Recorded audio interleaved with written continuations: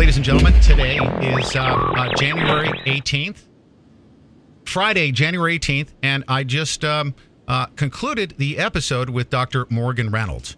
And I laid some stuff out that I believe to be a very curious set of circumstances that have taken place that involves Stephen Jones, a person who has swept cold fusion under the carpet and who was involved in suppressing evidence, with James Fetzer, who is the founder of 9/11 Scholars, who is an assassination scientist, who just so happened to not want to investigate the assassination of Dr. Judy Wood's student right within his general vicinity. That's remarkable.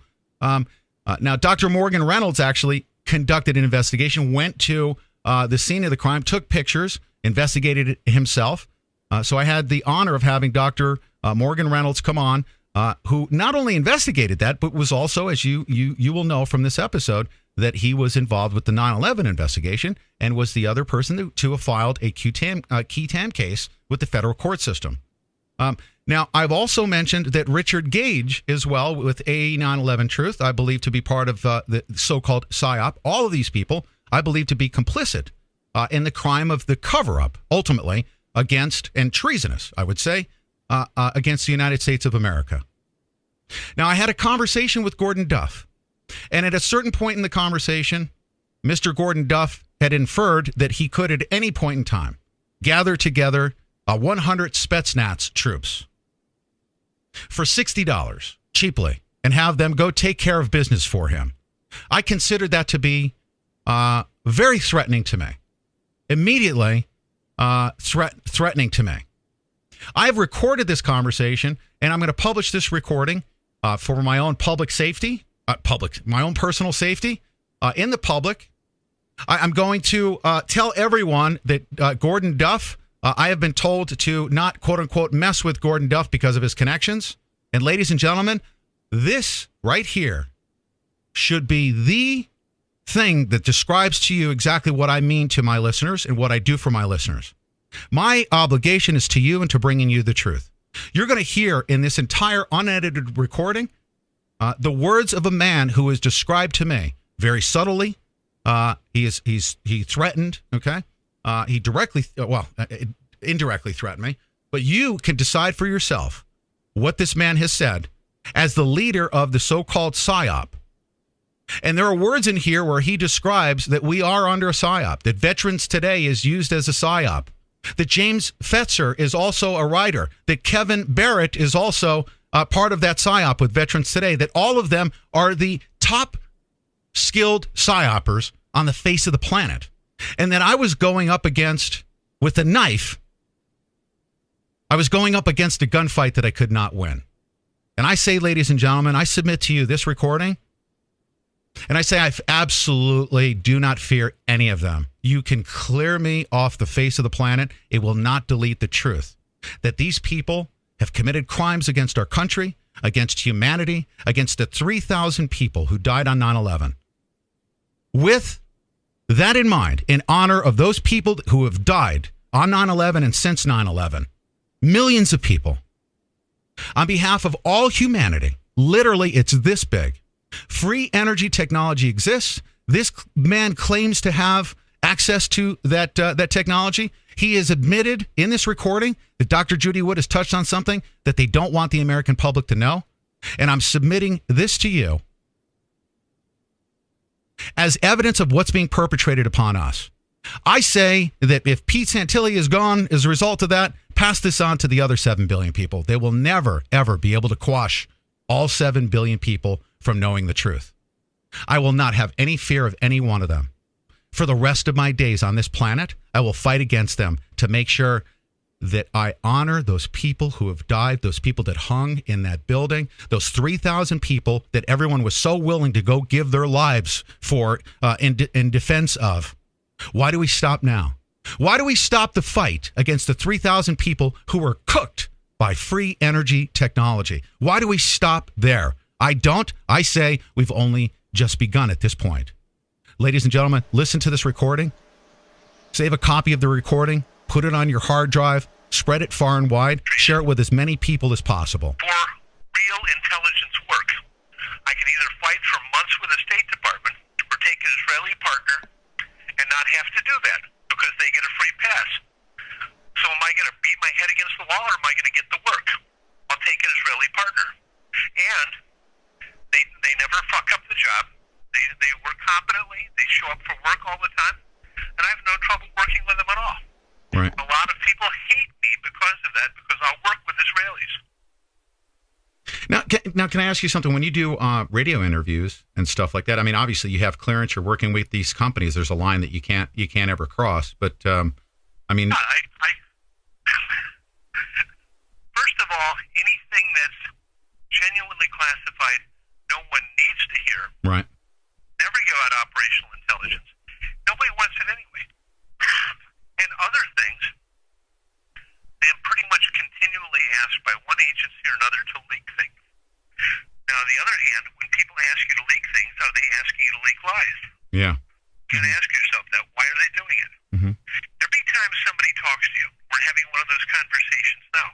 Why is the person doing what they're doing? You always have to deal with that. Right. And then the other hand, what does the public deserve?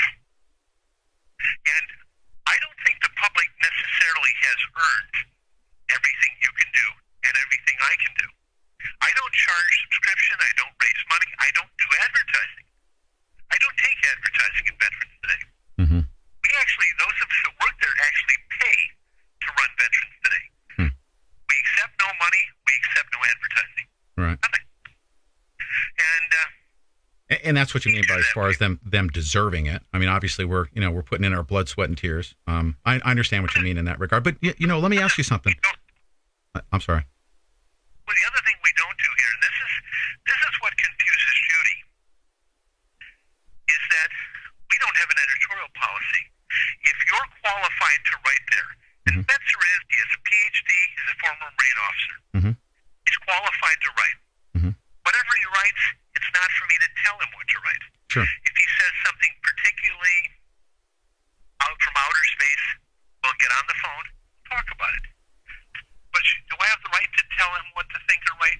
No, I don't. Mm-hmm. Censorship. So is there a policy on 9/11 or whatever on Veterans Day? My God, you can read Michael Shrimpton's column there, and we disagree on everything. We're good friends. He's one of my attorneys. Mm-hmm. Yeah, you know what? The reason why I wanted to get in touch with you is this was before I even got in touch with Fetzer. I mean, I knew just based on what I knew that Mr. Fetzer may have been possibly feeding you information that was misleading you. Maybe you misinterpreted what Dr. Judy Wood was trying to do. And I just wanted to reach out to you, maybe to put you two in touch with each other. I'm not saying that you have to tell Fetzer what you said. If you're able to do this, see if you're able to run a background check on me, okay? Mm-hmm. See if you can do that. Mm-hmm. That you can. And you may know people. Run a background check on me, who I know, who I answer to, what clearances I have. Mm-hmm. And then ask, how could Jim Fetzer give me information that you don't already have? Yeah. Yeah. Well, let me ask you this: Do you think that crimes were committed on 9/11, based on the information that you know? Do you think crimes were committed on 9/11? Dr. Judy Wood believes that. That's why she put this book together. I'm pretty sure that Judy Wood is correct. That Dmitry Kolosov is correct. Mm-hmm. I believe that Mike Harari ran the operation in 9/11. Mm-hmm. Do you know who Gwyneth Todd is? Yeah. Mm-hmm. Well, Gwyneth is one of our editors. Mm-hmm. She was also in the National Security Council. She was assistant to Paul Wolfowitz. Right. She was in the room during some of the planning of the 9/11 attacks, which was done inside the White House. Mm-hmm. In advance of 9/11, correct? She says that Richard Clark was responsible for running 9/11.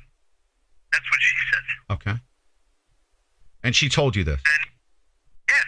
Okay. That's what she says. So why don't we bring this information public? It's been made public. Okay. It's been made public many times. Yeah. Well, let me ask you this. Why do we not want to bring Dr. Judy Wood's evidence public? You think that that's being suppressed economically? Or, I mean, what is the reason why we would not want to bring that forward? I mean, you and me, Marines as patriots. I can tell you very simply is that people do want to bring it forward. And for this reason, because Judy Wood's information involves blaming 9/11 on a technology so classified that no criminal case could ever be run because they could immediately quash the case based on national security. So Judy Wood falls into their hands. Huh. It'd be better off saying they blew it up with dynamite. You know, an entire trainload as it would have to be 50 miles long. Okay? You know how much energy we're talking about here. Because everything she's saying, the problem is that it feeds into their hands. It's not that they want her silenced. That if Judy Woods is right, this is the idea about terrorism. This is like Sandy Hook, for instance. It's one thing to have a terror attack. It's another thing to have a terror attack by people dressed up in gorilla suits and who drive away in a truck that looks like a giant hot dog. Right. Yeah. So you can go into a movie theater, gun down 200 people, wearing gorilla suits, and then drive away in a giant hot dog. Right. And try getting that in the news. Yeah, right. You write that article, I'll cover it. So if you're going to have a terror attack, you have as many blind alleys around it with deception and cover. So let's take Sandy Hook. Over the first week and a half, you had 20 or 30 press releases, including 2 guns, 4 guns, no rifles, rifle, shotgun, 1 car, 2 cars. We saw the guy, the only witness that saw Adam Lanza in the school was the school nurse, who then rescinded her testimony and said she only saw his shoes. And you understand that every one of those statements came from the same individual. All of the statements the press had came from the same press contact. Right. Who was responsible for all of the contradictory stories. Let's say, here's a very simple thing with, a couple of very simple things. Let's get into simple rationality. What do you know about the internet? I suspect you have a pretty good idea how to check an IP address. Yeah, I sure do. Actually, how to find. Yeah. You can track someone on the internet. You know how to get software to track someone extensively on the internet. Right. But Adam Lanza had all of his internet tracks removed because when he hit his hard drive with a hammer, every server in the world he'd ever been on was suddenly destroyed.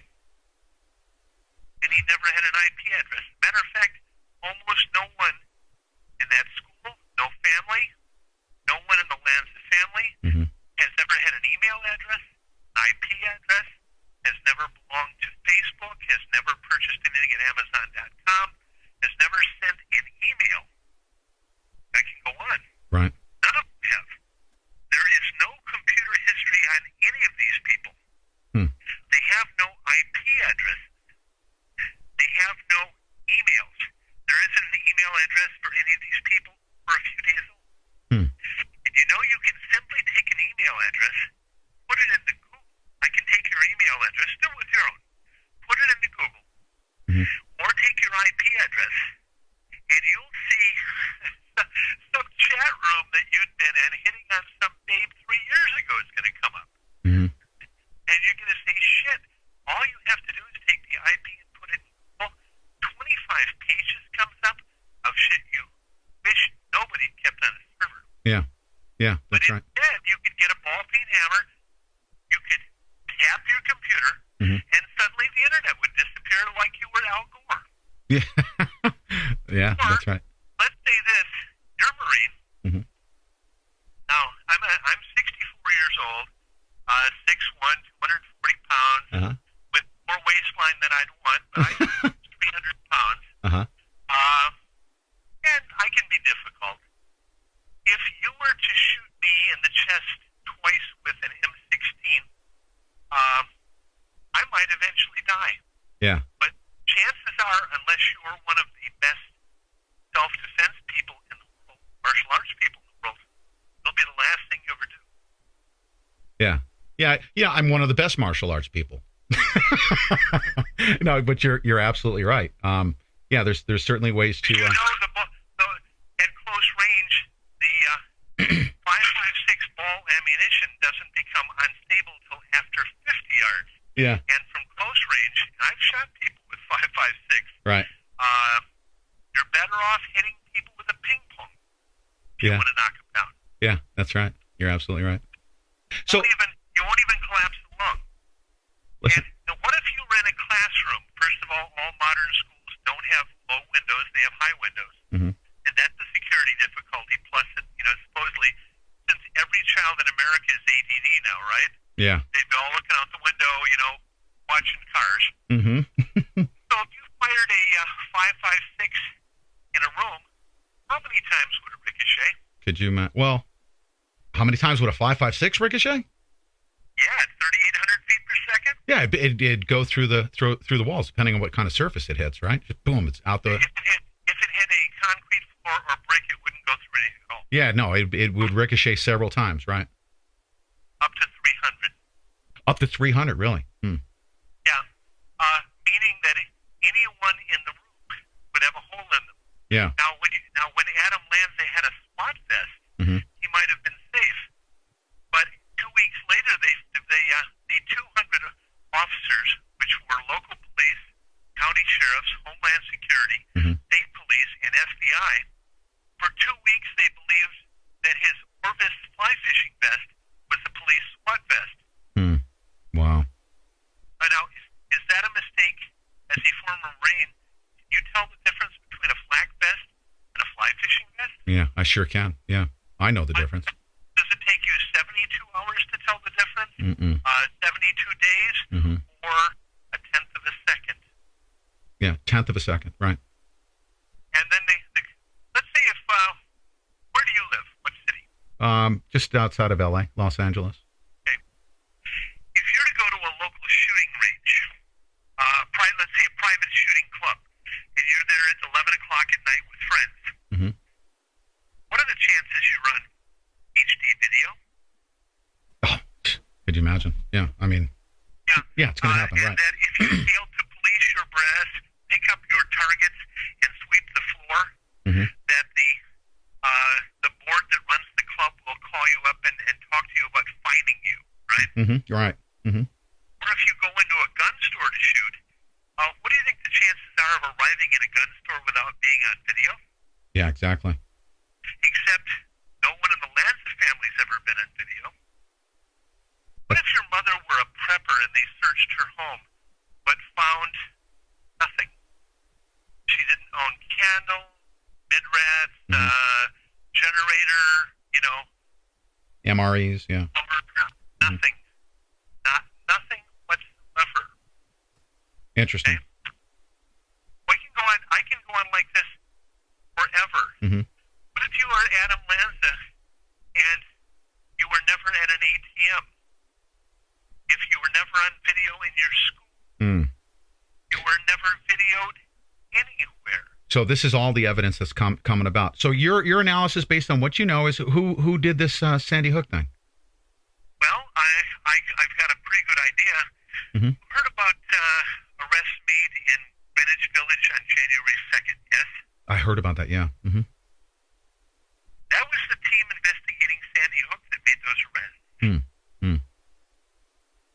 What can you assume about the people? I know this, that the people they arrested were Israeli citizens. Oh, jeez. They were IDF trained. They had a small amount of residual explosives, but there had been much more there.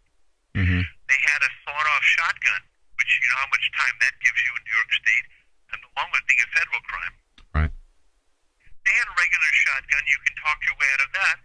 They had a box of extended 30-round 9mm magazines for a Glock. Wow. But they had no Glock. Oh, really? Huh. Yeah. Now, I don't know what that might tell you. Yeah. Safe house? Yeah. How did the police find them? We heard from an informant. Oh, okay. And then one of the police calls on Sandy Hook was guys in ski masks and a man dressed as a nun in a purple band fleeing the scene. Mm-hmm. Does that sound a lot like the hot dog truck? Yeah, no kidding. No kidding. Yeah. So then the other one, the Cui Bono, who benefits? Would someone have done this in order to convey a message to the President of the United States? We shoot these children, we can shoot yours. You think so? Or do you think it was used as a? I mean, I do understand false flags. Don't you think it was used as a means to execute their gun control agenda? No, the gun control agenda is already dead. Mm. Biden is burying it as we speak. It's political suicide. Yeah.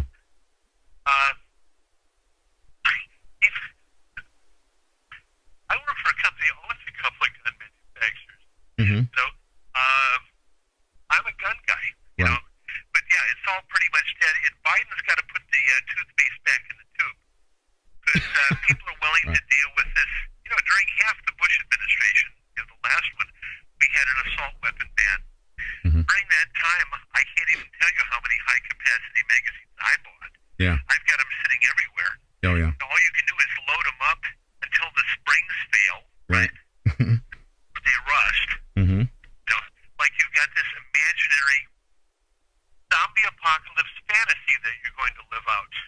When when the zombies are coming, I'm going to have my Browning high powers are all going to have 30-round magazines. I've got a Orvis fishing vest with the magazines lined up in them. You know, like the vest that came with a Thompson. Uh-huh. So I'm going to be dropping magazines, one in each hand, single action high powers, jamming those mags in, kicking the slides down, and then doing headshots on thousands of zombies. Yeah. Right. Yeah. Right. Yeah. And of course, we live in a country where people have those delusional thoughts, or more realistically, that when your doorbell's going to ring, it's going to be Homeland Security kicking down your door. Mm-hmm. And Homeland Security, funny enough, the people who helped create Homeland Security are supposedly people who are extremely pro-gun, except that Homeland Security and the fusion centers are the only organizations capable of seizing guns, Mm-hmm. and could not easily do so without the assistance of a lot of very friendly National Rifle Association life members who are also fanatically right-wing, and as long as their gun rights are protected, they don't care if others have their gun rights removed. Oh, that's a brutal thought. Yeah. I wrote on that a couple of days ago. I think it's up in Veterans Today. Mm-hmm. Yes, you dig it up and read it. It'd be something to kill an hour with. I want to. As a matter of fact, you know what I'd like to do? Is there a chance I can invite you to come on my show? As of right now, I'm going to say no for right now. I will reconsider at some point. Oh. Right now, I would have a social problem with Fetzer and Kevin. Oh, I understand that. I understand that. And you know what? Actually, I had you. I don't know if you. Satan, by the way. What's that? Who believe you're Satan? Oh yeah, they do. And I am their worst nightmare. But I believe I'm on the right side, and I know you are. I mean, I've always believed that through what Stu was telling me. I have to go with with my gut instinct, and that's why I wanted to reach out and speak to you. Fetzer's easier to handle. I wouldn't recommend taking Kevin on. Kevin Barrett.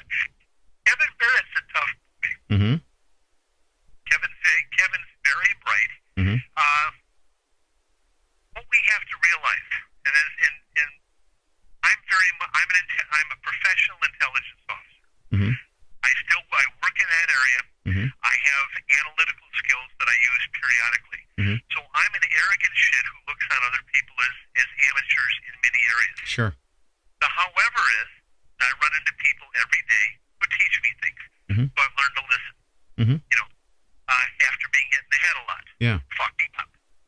Can I share something with you? Can I tell you the reason why I asked early on in the conversation if you would speak directly to Dr. Judy Wood is I was hoping for something like that to occur between the two of you. And I mean that's the next question that I have for you. Would you be willing, if I can arrange for a quick conversation, private, between you and Dr. Judy Wood? Would you do that? But do you have a goal from that conversation? I do. I mean, I will consider. I mean, I will definitely do everything I can to bring this evidence that she has shown me to the public light, and no one will ever stop me from doing that. Mm-hmm. You're helping her now. Mm-hmm. Right. This would be the issue. Right. Now, about 15 minutes ago in this conversation, I told you that the most dangerous thing she's involved in is that her hypothesis involves technologies that are deniable. And when you do so, that, first of all, the more correct she is, the more wrong she is. And so this is where I'm a bad person, okay? If I'm given a technology here that was used in a criminal act, and I can never bring people to justice because they can hide behind national security, Right. because they used the classified technology. Let's go grab them and freaking lock them up. Why would you not want to do that? What I will do is I will create evidence that will indicate they used a technology that this is what they're able to hide behind. All you need to do. Here's the position of people who live in more labs that can never talk with. The programs that she is talking about, this is what they say, went dark in 1991. So any use of these technologies that she's referring to is a violation of national security. Thus, the Ollie North defense. Right. No one, there can never be an investigation. No one can ever take anything she says seriously because everything she's talking out her ass because she's talking about things that don't exist. I know they exist. She knows they exist. I know they exist. If you stand in front of a federal judge, he'll tell you you're full of shit. Not only that, he'll stick you with somebody else in a civil case. You'll have to pay both sides. Gordon. You will never find, in all of these years, not only have we not found a single federal judge, we have never found a single U.S. attorney. So Gordon. right now, I've got one of my guys is taking over as Secretary of Defense. All I can do here is hope that Hagel hasn't forgotten who his friends are. Can I ask you something? I'm sorry to interrupt you, Gordon, but I'm a patriot. I really, really am. I'm very, very loyal to my country, absolutely positively. Whatever country that, how do you know you still have a country? Yeah, exactly. It's unraveling, but I believe that people like us can take it back. Are you saying that we can't? Yes, I am. Wow. I'm saying we can't, and that I'm prepared to lose, but I don't ever quit. Yeah, I'm never going to quit. I'm never going to quit, Gordon. I'm saying I don't give us a snowball's chance in hell. Every time somebody turns on a television, watches the news, or the entire Republic, hey, as far as let's say the Hagel nomination is the most important thing you will have dealt with in the past 10 years. Hagel can be a game changer here. He's got an interesting history. He's got a lot of balls. He's one of us. Yeah. Hagel can change things. And let's take Charles Schumer and Dianne Feinstein, Barbara Boxer, and Henry Waxman. People, let's say, I don't particularly care for. They're all supporting Hagel's nomination. The entire Republican Party, and Hagel's a Republican, the entire GOP is opposing him. Why are they doing that? I don't know. Why? That's interesting. Because they're criminals. Yeah, there you go. Yeah. What do you know about Mitt Romney? Oh, he's just a bankster tool. That's what I know of him. He's just a criminal, tool of the banking industry. I mean, he's a vulture capitalist. How big a criminal? I'm not certain. I mean, I've heard stuff through the grapevine, but I don't have any personal firsthand knowledge. You would. I do. I have a photograph of him with Maria Perez Andropov, hand in hand, getting off a plane in Havana, Cuba. And drop off, huh? Yeah, he's a commie. Is that what you're saying? His Cuban daughter. Wow. mistress of Romney. Romney went to school with Carlos Salinas. Right.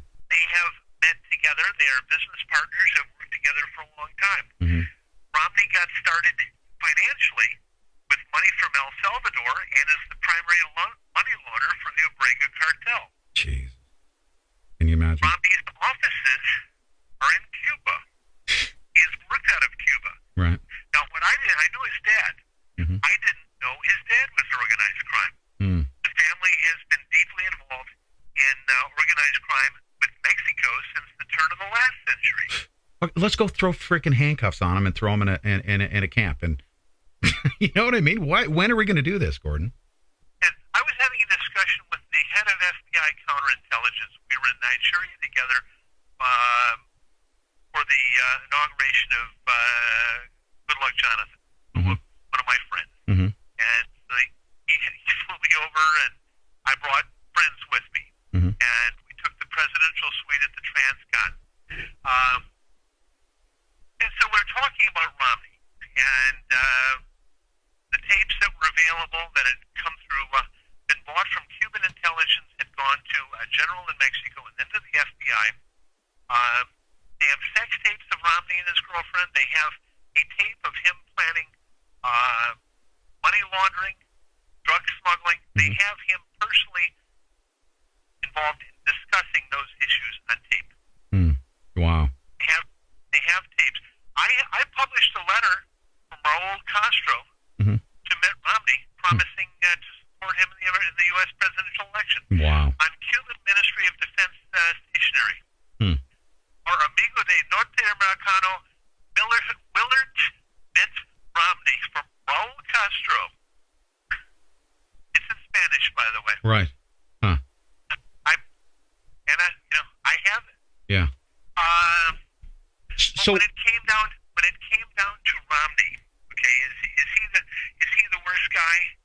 And the FBI said no. And I said, who is the worst organization in organized crime in the U.S.? Is it Sheldon Adelson? And is Macau? No, it's not Adelson. Adelson's actually a fun guy.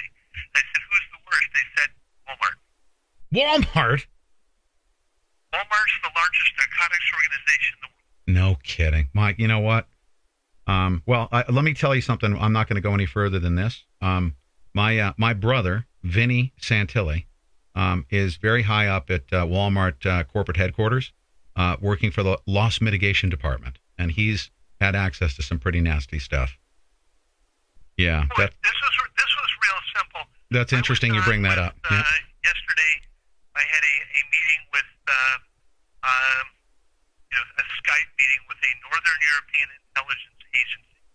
Mm. And one of the things we were talking about is we're doing investigations involving money laundering, and we're reviewing the new anti-money laundering laws within the EU and within Switzerland. Mm. Now, my company owns 2 banks in Switzerland, 2 in Andorra, and a couple in Denmark. Mm-hmm. And we were looking at buying a couple of more banks in Denmark. The government, when the real estate went upside down there in 2010, the government bought many of the banks. We represent Rosneft in fuel sales in Northern Europe, and we need another Northern European bank to handle letters of credit for Rosneft. So I was considering buying another Danish bank. And there were 15 for sale. Walmart just bought 6 of them. You can ask your brother about that. Oh, yeah. No, I know for a fact. Yeah, I've had conversations with him about them owning their own banks. Absolutely. Yeah. They just bought 6 in Denmark. Right. And why in Denmark? Because Denmark's under the radar. Yeah. My deal is I was going to, and I will have to buy another bank, but there are more for sale. But, and the government was kissing their ass. Walmart, big company, stores, and the government knew nothing about it. Nothing about their history. How much information out there is public right now against Walmart? Say again? How much information is public against Walmart right now and the stuff we're talking about? I mean, I've never disclosed. The FBI has a massive task force. Okay. They do. Okay. I want to participate in outing them, and I've got some information that I might be able to contribute to that. But let me ask you another thing, really important. I really appreciate all of your time, Gordon Duff, and I want to. I'm going to throw out a hypothetical to you, okay? And you're a wise man. You've been around the block. You've got great connections. What if I were to take, hypothetically, $10 million and do everything I can to just absolutely bury anyone that's trying to quash Dr. Judy's stuff? What do you think would happen to me going up against big oil? Be honest. What do you think? Because I'm about to do that. I'm gonna be doing that. I'm absolutely determined as a patriot, as a Marine, that refuses to back down. What do you think would happen to me? I'm prepared to put my life on the line. I mean, first of all, I'd ask you operationally, and I have people, of course, who'd love to have part of that money to do that for you, but it would require getting someone to, and this is a dangerous area. Yes, sir. I know it is. Anyone with adequate clearances that would expose the existence of those technologies in violation of their security clearance would face imprisonment. Yeah. And this is one of the things that, Kevin Barrett did with, the FBI individual that was arrested recently. It's Barrett's contention that this is someone that was arrested, again, tied to suppressing information about 9/11. There's no way to support Judy Wood without putting any of your sources in prison. Right. Now, I say that they should go to prison for protecting sources. However, as soon as you start seeking sources, you're a potential terrorist. Yeah. Because you're involved in espionage. Yeah, I'm a patriot, and I would say that those people that are suppressing the information are the true terrorists. Now, they need to be incarcerated. Don't you agree? Remember Jim Morrison? We got the numbers. They got the guns. We got the numbers. Yeah. Well, the guns count. Yeah, the gun. And you live in a country where, however patriotic you are, stupid trumps patriotic. You broke up. What was that? What was that part? Stupid trumps patriotic. We have a lot of Americans who would be glad to turn on you. Yeah. All you can do. She made a good presentation with what's his name here? Jesse Ventura. She looked good there. The ideas I believe are sound.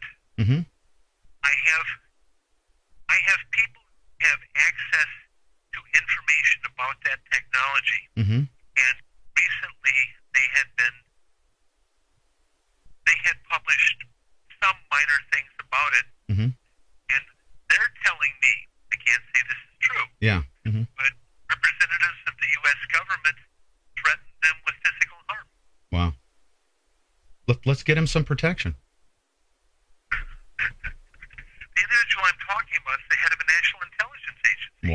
Wow. Yeah. This is and you believe, based on what you're saying, and you believe that this is insurmountable. The guy who has people killed who was threatened. Yeah.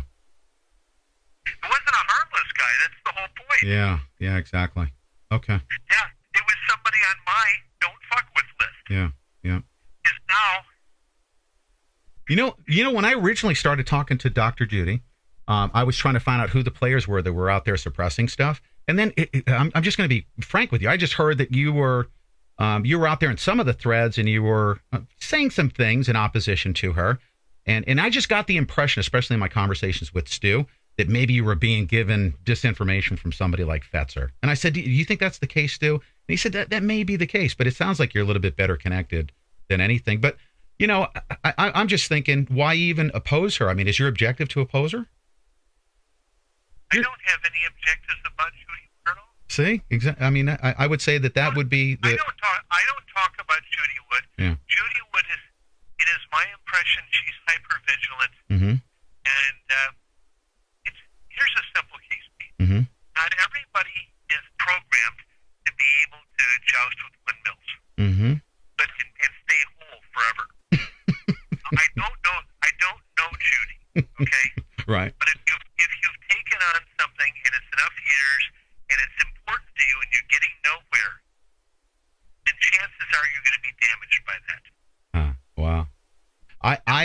Here's the cloth that I'm made of. While I'm here on this earth, and you can laugh at me for saying this, but I think both Judy and myself are of the made of the same cloth. That out of principle alone, we believe that this information needs to be brought forward. And I'm going to stand beside her. And I just want you to keep this in mind. If there's ever that opportunity, because we're going to go full force and literally pour millions of dollars into getting this out to as many people as possible. She was welcomed years ago to come on Veterans Today as a writer, write anything she wanted, and she refused. Would you allow for something like that? Of course I do. I don't screen what people write. She's always had the right to submit materials at Veterans Day. The offer has been standing all along. Yeah. And nobody edits things. She could have a login and write what she wants. Right. She was always offered that. There you go. Yep.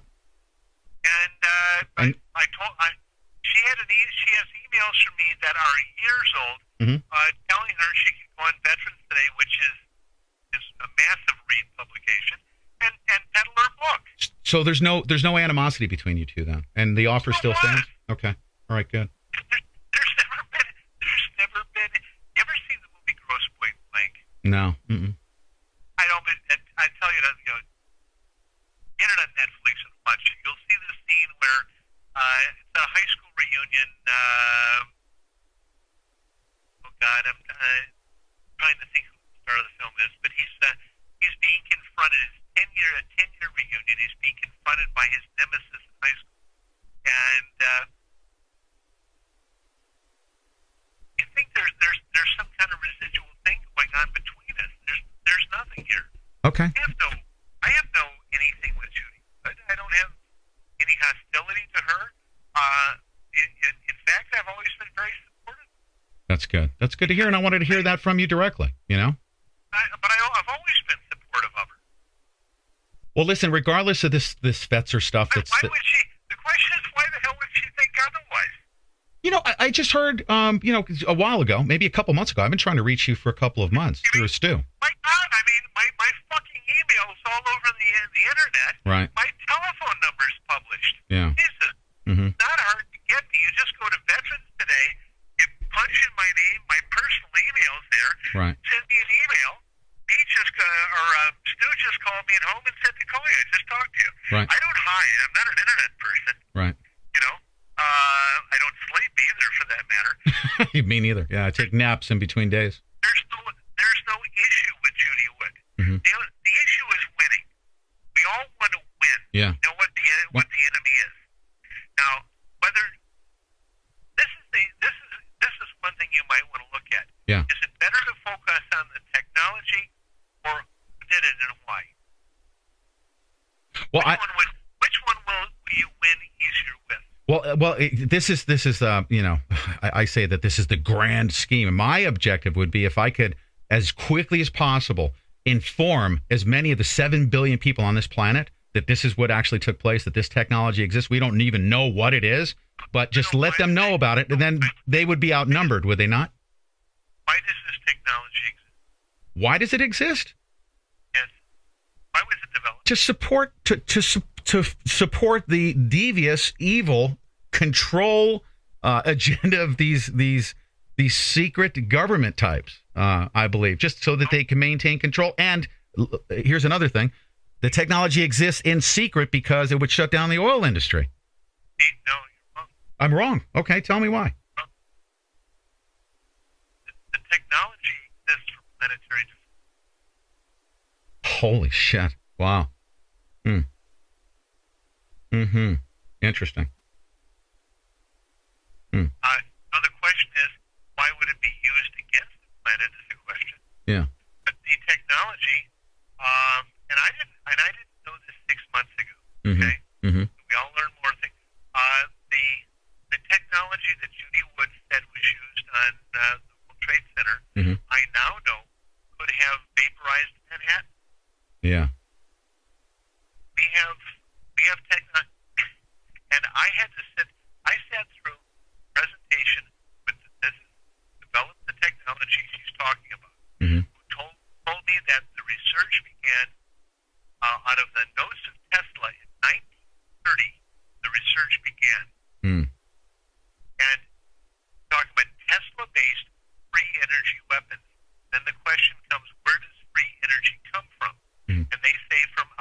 time and space.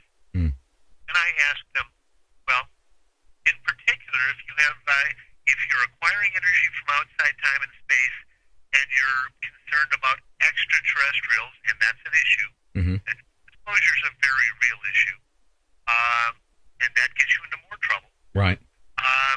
Then what are you doing to detect people moving within time and space? And they said, we've developed nanotechnologies that we release in the upper atmosphere that detect fluctuations in time and space. Wow. And then my education in physics just we're past that. Mm-hmm. And then I asked, well, how did you develop the nanotechnologies? We said in laboratories on the International Space Station. Mm. And then we asked how they did this. And I went through their varying technologies, including semiconductor diamonds, and how they're used on varying craft, Mm-hmm. I am told, to alter gravity. Mm-hmm. How they developed nanothermite on the ISS, which is made out of nitrogen and aluminum only. Mm-hmm. And only a tablespoon has ever been made because it has to be made at zero gravity. Mm. But I know specifically how it is made. I mean, I can describe exactly the process. Mm. We're involved in that. Wow. The problem with nanothermite, for years you heard about that, and that was, and Judy would pose that. Mm-hmm. They had worked at Sandia Labs to develop nanothermite as a propellant. The nanothermite that could make it Sandia Labs, they used two processes, one with lasers, one with caustic solvents. The smallest nanoparticles they could develop were 13 microns. Mm. A 13 micron nanothermite could barely burn a way through a newspaper. Mm-hmm.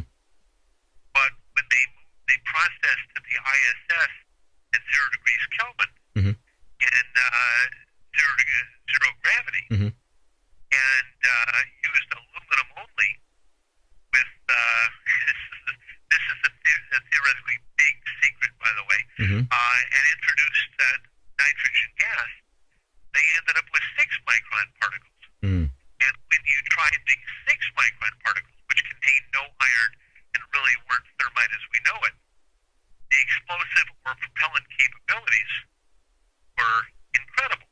Mm. However, if you were on the ISS, Mm-hmm. could you make pounds of nanothermite with a tablespoon? Would it dissolve the ISS? No. Mm. They made 1 tablespoon. They put it in a containment. They brought it home, Mm-hmm. tested it, and never made any more. Mm. Why? There's no market for it. Right. And I said, well, what if people wanted nanothermite? That's fine. We can make it down here. What will the setup cost me? They said we'll need $3 billion up front. And I'm thinking, what I've got is really powerful gunpowder. Okay? And Right. it costs $3 billion to set up. What's my break-even point on this? Spoken like a true entrepreneur. Yeah. Right. The 27th century is when I break even on this. That's why we don't have any nanothermite. Or if you're sitting on the 73rd floor of the World Trade Center in your office, and a team of Israeli art students comes in and says, "We're going to rip out all your drywall and paint all your beams with nanothermite and put little igniters on there. Is that okay with you?" I said, "Yeah, what the fuck? I don't care." You think that's what happened? You think they use nanothermite on the towers? There's no such thing as nanothermite. Thank you. That's the whole point. Thank you. Only 1 teaspoon has ever existed Yeah. that was made on the ISS. And I personally know the people who made it. Huh. Wow. And with the nanoparticles, why make aluminum thermite when you can make semiconductor diamonds that actually have a switching capacity? They're real nanoparticles. Right. Why do any of this when you can easily make nanoparticles that are useful in industrial coatings? Why make aluminum a propellant? And it'd be a wonderful propellant, by the way. I can tell you how the weapon systems it could be used on, I can talk about that. Yeah. When you can make tungsten nanoparticles that can be used to coat machine tools that make carbide look like a joke. Machine tools will never wear out. Right. A tungsten-coated drill bit would make a diamond drill bit look like a joke. Wow. It would last forever. Mm-hmm. You just put a 12-volt battery on it and fucking spray the thing. Right. And you've got a drill bit, and you're drilling. You can drill through anything for 100 years. That's right. And it's just fucking painted on. So nanotechnology is a big deal. The issue with nanotechnology are the processes, and the processes for nanotechnology that we have used, that were being used at Sandia Labs by Stephen Jones and others, are very rudimentary. The people I worked with and knew him for years, and he always knew nanothermite never existed. Stephen Jones? Yes. Yeah. So these are all diversionary things. I mean, obviously. He knew it never existed. Guys I work with have known him for years. He was a respected physicist at Sandia Labs. He didn't work on the project, but it was not a big secret that it was an ISS project, and that nanothermite tests at Sandia had totally failed. And he knew this from day number one. He did. What does that tell you about him? And then, what would Judy Lewis have to say about him? She would have a lot to say. I couldn't. I would let her speak for herself, of course, but she has a lot to say about Stephen Jones. Yeah. And that he works for the Defense Intelligence Agency? I don't think I've ever heard that. No. Mm-mm. Oh, okay. How about Richard Gage? There you go. Yeah, there you go. All right. Yeah. So the worst thing Judy has is Judy is ended up right, but she just doesn't pay attention when people actually tell her she's right. She's too busy defending herself, hypervigilance, what I was saying. Right now, she's in better shape than she's ever been. Oh, yeah. And about to be in even better shape, yeah. To relax, take on some confidence. Hey, time has proven her right. Yeah. She's fucking a one. She's the last man standing. Can you imagine? Yeah. Yeah. So she's won. That's the whole fucking point. She's won. Pete, you won. Okay? Fucking learn to win and take it well. Okay? You guys were fucking right. Okay? Well, let's play another match. This game's not over. Yeah. The whole fucking point is, Pete, say you were right. Yeah. She was right. Yeah. Okay? Right. Yeah. Point well made. Now, listen, this is what I'm going to do with your permission. I'm going to just let her know that I had a conversation with you, and that your offer still exists for her to write for veterans today if she wishes to. It's always been there. Okay. And this was my impression here. And I have emails from her from long ago that she thought that writing things would detract from the sale of her book. And then you have this issue about how much money she has and how she lives, and I don't. You're sitting there drowning in money. I'm sitting here drowning in money. I go out and buy stuff, cars and planes and shit. And I did that for 10 years. I do anything I want. And what I don't have to do is worry about money. One of the things about that is you also lose your edge. You know what I'm saying? Yeah. I know exactly what you're saying. Yeah. So having financial security may feel like a wonderful thing, but it takes away the appreciation you get. It's a Castaneda thing. Yeah. You lose your edge.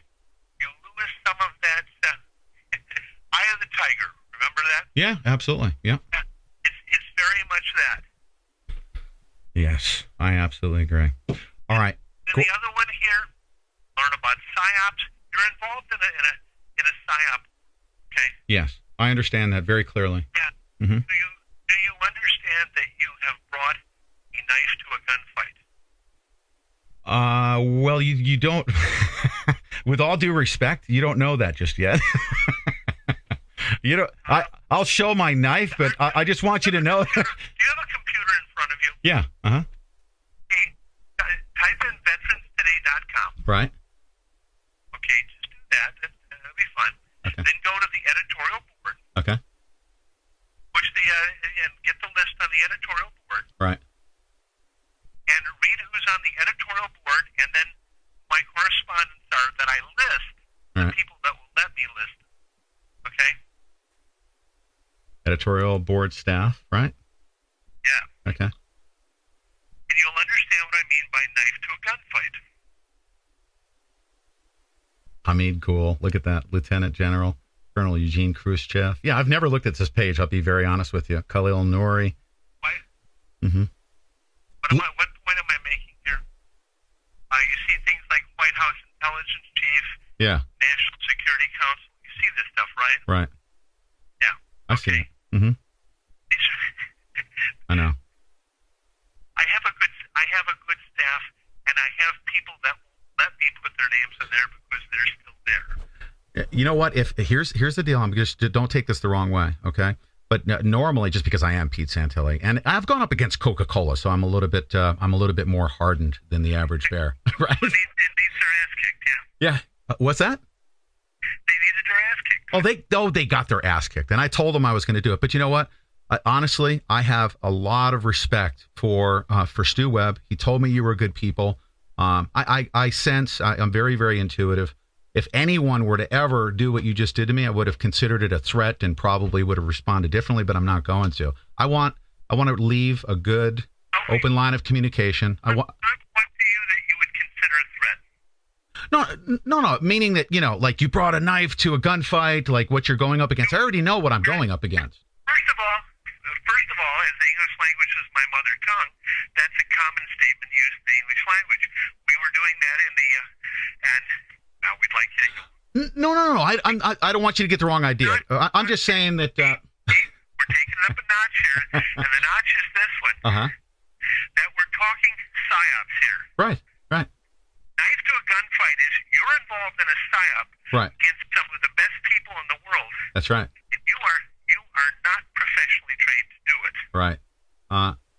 I understand what you're saying. And my goal is to try to overcome that, however I can do that. But yes. That's the point. With luck, you will overcome that. Yes. When I run my head against the wall, I get the best help I can to get through stuff. Well, can I? So when I have... Gordon, let me interrupt you for a second. Why won't these people like you and everyone on your editorial board, why don't we band together to freaking take our country back? Why would we not want to do that together? Why would we not want to use that PSYOP technology for good? But we've been doing that all along. That's the whole point. We are there. That's what we do. That's all I want, Gordon. Well, this is what Veterans Today does. This is what we're about. Well, what? Why do so many people hate us? Why is Fetzer after me like this? Why would these people ever want to employ PSYOPs against Pete Santilli? My interests are for my country and for my... Fetzer wouldn't know a PSYOP if he tripped over. That's hilarious. He's not a PSYOP guy. Right. Fetzer is energetic. He works hard at what he does. Right. Fetzer makes mistakes in some things, gets other things right, but he puts in the energy and time. Right. That's all. Yeah. That's the issue with him. I understand and respect that. Yeah. It's just that. And then Kevin Barrett, between the two of them, it may take as many as 10 of us, including you, to make one sensible person. We're all horribly flawed. Yeah, we are. I agree with that. I'm just a meat and potatoes kind of guy, just trying to do my best while I'm here on the planet Earth. No, Pete, you're a handler. A handler? No. Yes. like I don't pick that up.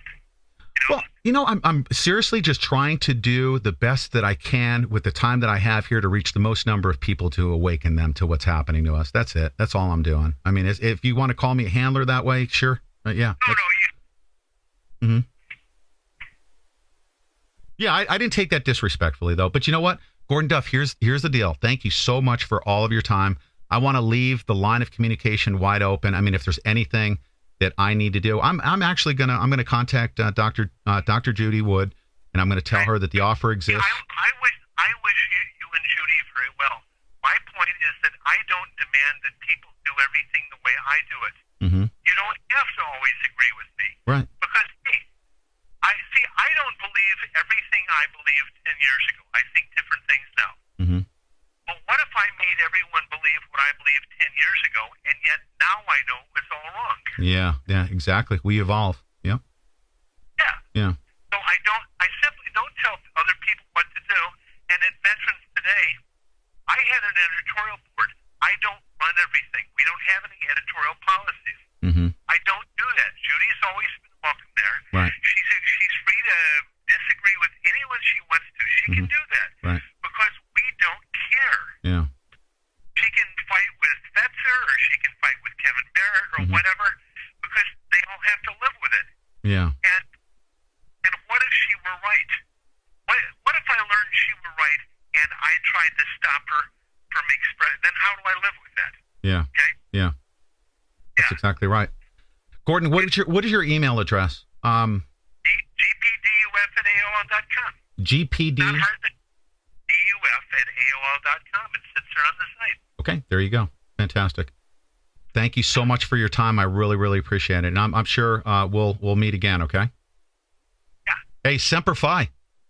Hey, there is an issue here about hypervigilance. Mm-hmm. Have you ever thought that the fact that we're all on the internet dealing with crazy people has affected how we look at and trust each other? I agree with that. Yeah. Yeah, I'm advocating you take a stronger look at that. Yeah. And with Judy, and call it being an older guy, although Fetzer's older than I am. Mm-hmm. But on most things, I'll tell you, you're confronted with most stuff. If you can't fix it, you've got to kind of learn to let it go. Yeah, or either that, or instead of spending $10 million, spend $20 million.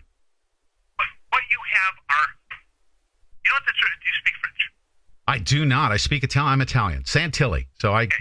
Well, they have a wonderful word for blister. It's called an ouvrage. Occasionally, you get a look at who the bad people are because something they've done pops to the surface like a boil. Okay? Then you get a look at them, and you get an opportunity to move or act. And those are short opportunities. Knowing when to act and what to do is vital. And that's what you have to sit and watch. Now, Judy Wood, something is going to happen here if you watch and wait when it'll be a perfect time for her to move, a perfect opportunity. Right. If you move at the wrong time, you will burn your momentum up. Mm-hmm. If you put the same message out, this is Psy-Ops stuff. If you put out the same message, it becomes like wallpaper and no one sees it. Mm-hmm. Okay? I see what you're So saying. if you talk about Judy Wood and you talk about energy weapons, then over and over, it loses its value. Mm-hmm. The other thing with Judy Wood is you have to make everyone you deal with, you have to make them people that people like or trust. Mm-hmm. You can't be a scientist. You've got to be a grandma or a mother or an artist or whatever. Mm-hmm. Once people buy in on who you are as a person, Right. they can then buy in on your beliefs. Right. I agree. That's the first 15 seconds of a 2-year class in Psy-Ops. Yeah. No, I absolutely agree with that. Yeah, you're right. It's very, very effective. Yeah, people need to trust you. And you know what? That's the number one thing that has propelled my show.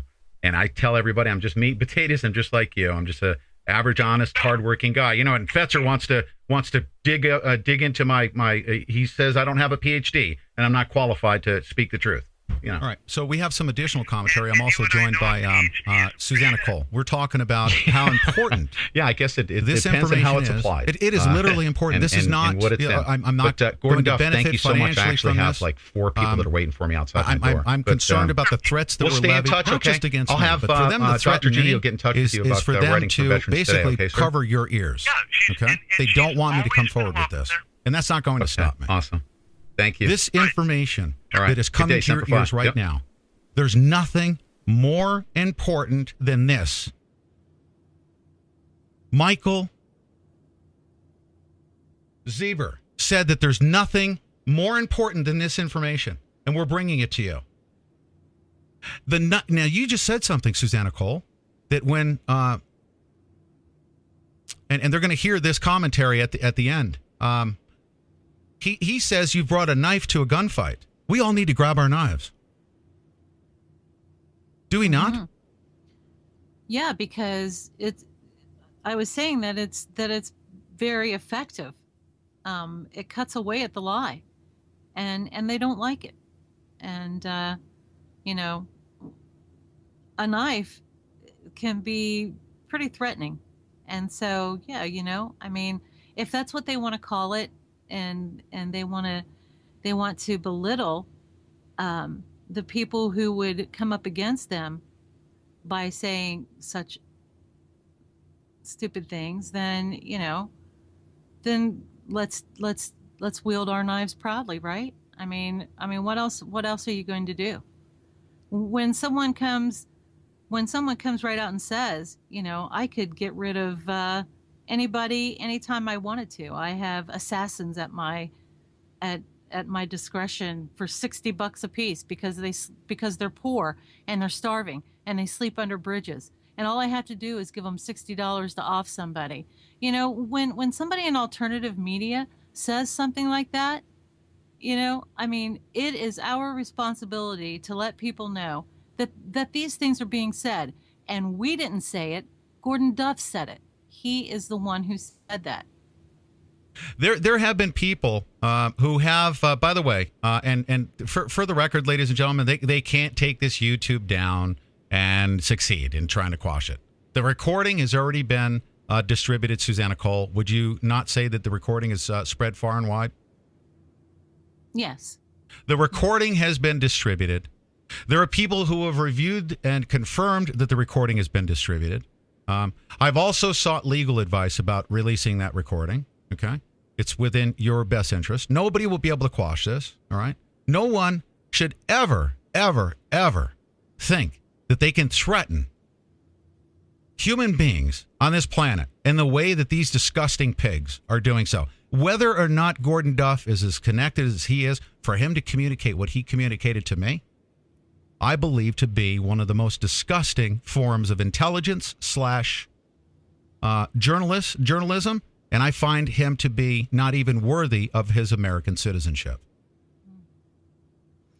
The really sad part is that when you go into alternative media and you do what you do every single day, of course you're threatened by the government. I mean, you're always threatened by the possibility that the Fed is going to be knocking at your door, or you're going to get SWAT teamed, or you're just going to disappear. I mean, when you come out in a way that you do, there is a huge threat of that happening.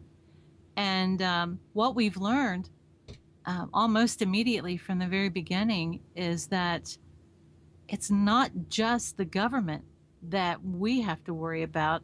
It's also citizens of the government. It's also more so, it's your peers in alternative media. Yeah. Some of these people, and we can only take it at face value. We can only take Gordon Duff for his word and what he says on this recording, and that he is not beyond hiring assassins to take out people he doesn't like. Absolutely. And how would he know he could do that if he hasn't already tried it? That's right. In this recording, if you listen to the entire thing, he specifically references, his connections. He specifically references his experience. He calls himself a one percenter. He's very well connected.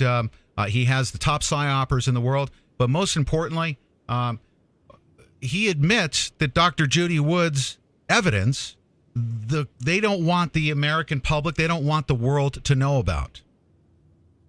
and that it basically has already gotten to the public, and that we have won by getting it out there. So basically just quit while you're ahead, that you've won.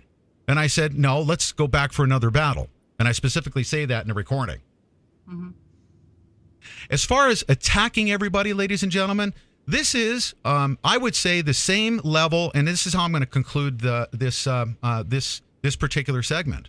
All right, I am attacking with the same passion and resolve and intestinal fortitude as the American public had, waving flags right after 9/11 to go kill brown people, or as Dr. Morgan Reynolds said, as all the neocons call them, ragheads.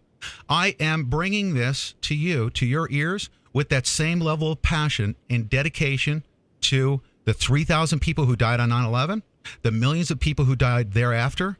Michael Zieber, who also stated to Dr. Judy Wood, that nothing is more important than pursuing this and bringing it to the American public. As far as people being attacked as a result, that is up to them. They can actually change their ways. I will have them on the show. If James Fetzer just admits to his crimes, comes forward and says he's part of this cover-up that has resulted in more deaths than 9/11 itself, all these people who feel that they've been attacked, that's not what this is about. This isn't an attack on them. This is actually an effort to save our country, to save the world, for that matter, from slavery. This is about free energy technology, that there's nothing more important than to get this information out, that it was used on 9/11. That's what it's about. And if any one of these individuals feel like they're being attacked, then they need to change their ways. Bringing a knife to a gunfight, all of us will come to you with knives. And we'll stick it right in your jugular. Figuratively, of course. We will not lose this battle. You can try to kill me. That doesn't matter. I don't fear death. Give me free energy, or give me death. Good day.